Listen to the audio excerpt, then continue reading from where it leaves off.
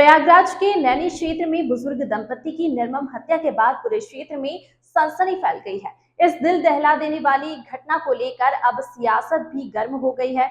शनिवार को कांग्रेस के प्रदेश अध्यक्ष अजय राय और इलाहाबाद से कांग्रेस सांसद उज्जवल रमण सिंह मृतक दंपति के परिजनों से मिलने पहुंचे। दोनों नेताओं ने पीड़ित परिवार की बेटियों से मुलाकात कर उन्हें ढांढस बंधाया और हर संभव मदद का आश्वासन दिया। अजय राय ने इस घटना की तीखी निंदा करते हुए कहा कि केवल दोषियों की गिरफ्तारी से काम नहीं चलेगा, उन्हें कठोरतम सजा दी जानी चाहिए ताकि भविष्य में कोई ऐसी घटना को अंजाम देने की हिम्मत न कर सके।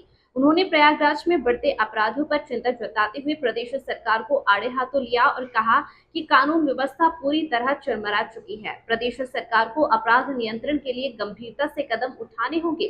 सांसद उज्जवल रमण सिंह ने भी पीड़ित परिवार से मुलाकात की और उन्हें भरोसा दिलाया कि कांग्रेस पार्टी इस मुश्किल घड़ी में उनके साथ खड़ी है। उन्होंने कहा कि वे इस मामले को संसद में भी उठाएंगे और दोषियों को जल्द सजा दिलाने के लिए प्रशासन पर दबाव बनाएंगे। स्थानीय लोगों में भी इस घटना को लेकर भारी आक्रोश है और उन्होंने प्रशासन से सुरक्षा व्यवस्था मजबूत करने की मांग की है।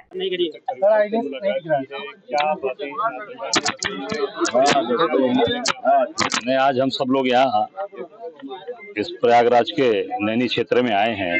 हमारे साथ हमारे सांसद यहाँ के उज्जवल रमण सिंह जी और सभी पार्टी के लोग। जो घटना घटी है बहुत ही दुखद घटना है। बहुत ही सज्जन लोग रहे हैं। उनकी बच्चे, उनकी बिटिया, उनकी से मुलाकात हुई। उन्होंने कहा कि किसी से कोई विवाद ही नहीं था इनका।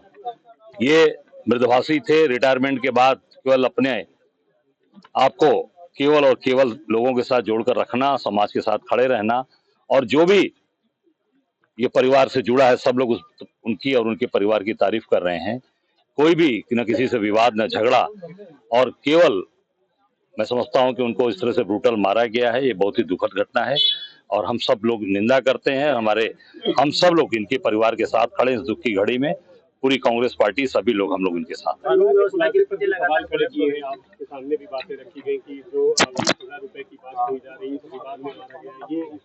नहीं, ये पूरी तरीके से परिवार इससे असंतुष्ट है। जो पुलिस की अभी तक कार्रवाई हुई है, उन्होंने कहा है कि 20,000 रुपए सवाल ही नहीं है, नहीं तो 20,000 के लिए तो तमाम घटनाएं घट जाएं। वो पूरी तरीके से इस घटना से इससे संतुष्ट नहीं है। जो पुलिस ने खुलासा किया है, पुलिस पूरी तरीके से इनके मोबाइल से और सारी चीजों की जानकारी करे, सीडीआर की जानकारी करे, और जो व्यक्ति इसमें शामिल है उसको कठोर से कठोर और सही आदमी पकड़ा जाए, उनको कार्रवाई हो। परिवार जिससे संतुष्ट हो, परिवार संतुष्ट हो, उस तरीके से इस पे मैं समझता हूँ कि प्रशासन और सरकार को कार्रवाई करनी चाहिए। और ये सरकार जो जीरो टॉलरेंस की बात कर रही है, योगी सरकार, ये पूरी तरीके से कानून व्यवस्था में फेल है। दिन का मर्डर है, दिन दहाड़े, ये 2 बजे का मर्डर है। आप सोच सकते हैं कि दिन में जब अपने घर में कोई सुरक्षित नहीं है, अब क्या हो सकता है। मैं अभी कौशाम्बी था, वहां एक बच्ची को गला काट के वहां भी मारा गया है, उसके साथ वहां पर रेप किया गया। पूरी तरीके से ये सरकार फेल है। कानून व्यवस्था नाम की कोई चीज नहीं। एक अरेल मुरादपुर में भी मोहसिन को मारा था। सरकार ने पहल की है, क्या कहेंगे? क्योंकि ये कहा जा रहा है कि जो विपक्ष है वो क्रेडिट ले रहा है। देखिए, मैं इतना कहना चाहूंगा कि जो आज हमारे आदरणीय राहुल जी ने जो बात उठाई थी, उस बात को सरकार को मानना पड़ा, और सरकार को निश्चित तौर से आज उस जो राहुल जी की आवाज जातीय जनगणना की बात थी उसको मानना पड़ा।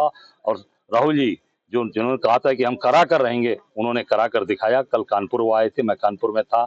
शुभम द्विवेदी जो आज शहीद हुआ बेटा वहां पर पहलगाम में, उसके परिवार से मिले और उस परिवार को सांत्वना दी, और निश्चित तौर से उन्होंने कहा कि आतंकवाद का खात्मा होना चाहिए। इसमें पूरी सरकार के साथ पूरे विपक्ष और कांग्रेस पार्टी साथ खड़ी है। अश्विनी वैष्णव का कहना है कि राहुल गांधी हमेशा से विरोध में रहे जातीय जनगणना के।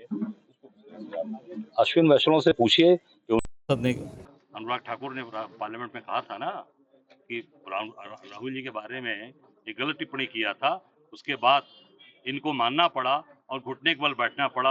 और मैं इतना ही कहूंगा कि घुटने के बल दंडवत नतमस्तक होके स्वीकार करना पड़ा कि जातीय जनगणना सरकार कराएगी। सर, कर्नाटक और तेलंगाना में तो आपकी तरफ से कराया गया था जनगणना, उसके सर रिजल्ट्स को नहीं सार्वजनिक? बिल्कुल तौर से वो सारी चीजें तैयारी हो चुकी है। उसी का नतीजा है, दबाव का है कि केंद्र सरकार को मानना पड़ा और इसको आज उन्होंने उसकी घोषणा।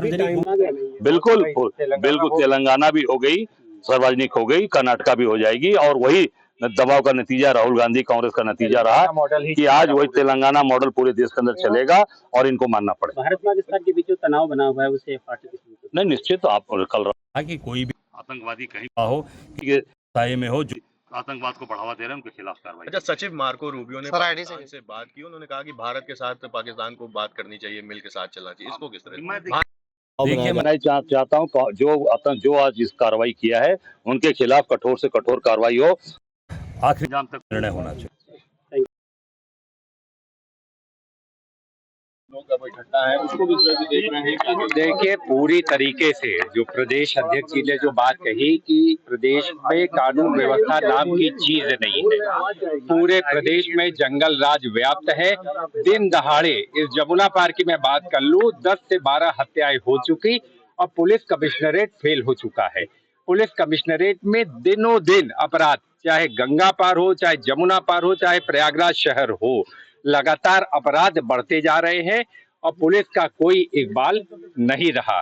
इसलिए आज लोगों के न्याय की आज उम्मीद और आस मैं कहूंगा भारतीय जनता पार्टी के ऊपर से उठ चुकी है, इस सरकार से ऊपर उठ चुकी है। अब ये सरकार आईसीयू में है, ये गिनती की सांसें ले रही है। जब कभी चुनाव होगा तो जनता उखाड़ फेंकने का काम करेगी। और जिस तरीके से अरेल मुरादपुर में मोहसिन की जो है हत्या होती है और उसके बाद भी जो कार्रवाई होती है, कहीं ना कहीं ये दिखलाता है कि सरकार अपराधियों के साथ खड़ी है, अपराधियों पर अंकुश और लगाम लगाने में अक्षम ये सरकार साबित हो रही है।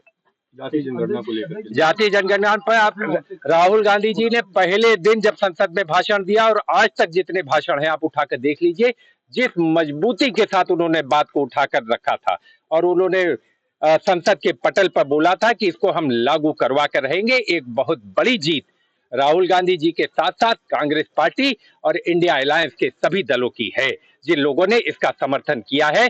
और ये एक बड़ी जो राहुल गांधी जी ने कहा है कि भागीदारी सुनिश्चित, जनगणना तो एक पहला हमारा कदम है। आने वाले दिनों में इसके माध्यम से हम जो वंचित समाज है, जो शोषित समाज है, इसकी भागीदारी सुनिश्चित करने का काम कांग्रेस पार्टी करने जा रही है।